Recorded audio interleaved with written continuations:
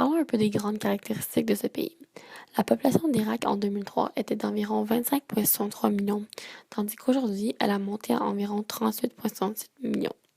Sur cette image, nous pouvons apercevoir ce que ressemblent les paysages et la végétation de l'Irak. Le climat est désertique à l'ouest, chaud et humide à l'est. Il y a un climat montagnard avec des airs froids et enneigés et des étés cléments dans les hautes altitudes. Comme le démontre ce graphique, cette guerre a eu un impact sur le PIB par habitant dans le pays, puisqu'il y a eu plusieurs problématiques économiques.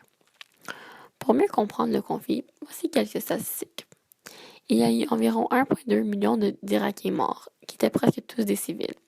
Aussi, 2 millions ont fui leur pays et un autre 2 millions ont dû se déplacer ailleurs dans le pays. L'Irak détient aussi 8,3% des réserves mondiales du pétrole. Maintenant, il y a eu 3 causes majeures entourant le conflit de 2003 en Irak.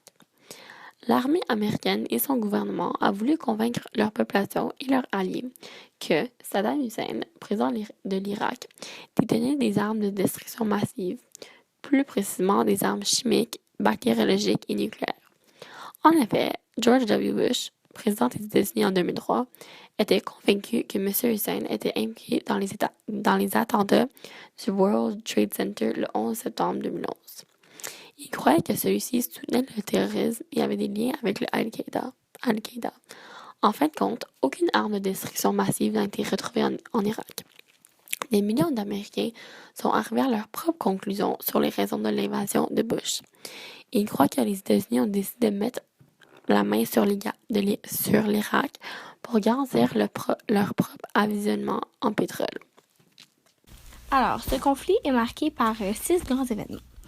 Le premier se passe le 19 mars 2003. Alors, il va y avoir un début d'une offensive militaire d'envergure en Irak.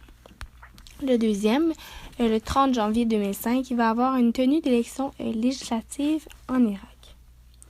Le troisième, le 30 décembre 2006, il va y avoir l'exécution de l'ex-président irakien Saddam Hussein, car il va avoir été reconnu coupable de crimes contre l'humanité, donc il va être exécuté à l'âge de 69 ans.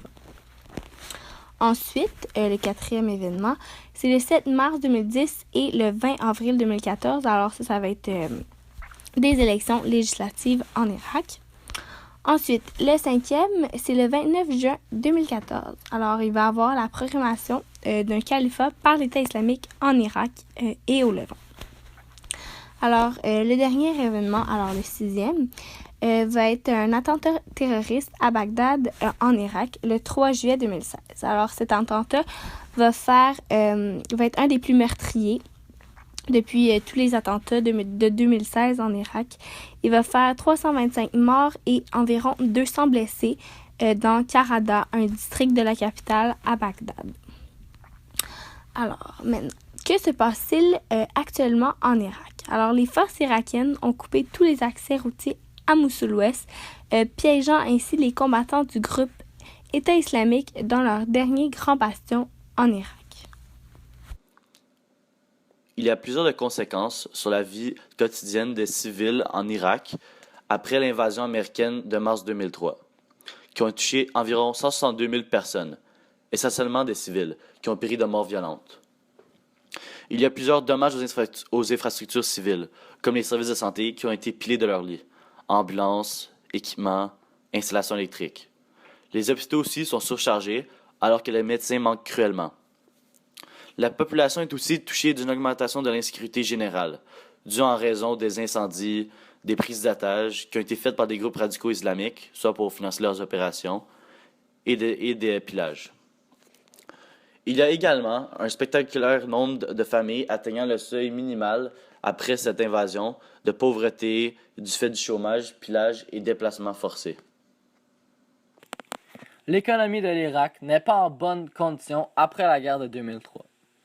Avec la libération de l'économie, le nombre d'entreprises privées en Irak est monté très haut, environ de 8 000 à 35 000. De plus, il y a une hausse dramatique du produit national brut avec les investissements pour la reconstruction des dommages créés lors de la guerre. Aussi, beaucoup de sociétés étrangères ont investi dans le pétrole, ce qui empêche l'Irak de prendre avantage de cette ressource qui est si chère. Le grand problème, c'est que les Irakiens ne peuvent pas refuser ces investissements car les raffineries de pétrole sont sous le contrôle des armées britanniques. Avec la guerre de 2003, beaucoup d'usines et de raffineries ont été sabotagées, qui a engendré une grande baisse d'exploitation du pétrole. Finalement, il y a une disparition presque totale du tourisme en raison de l'état de guerre qui se déroule en Irak. Plusieurs raisons poussent les gens à penser que l'aide de la communauté internationale en Irak était nécessaire, surtout en 2003 et 2011.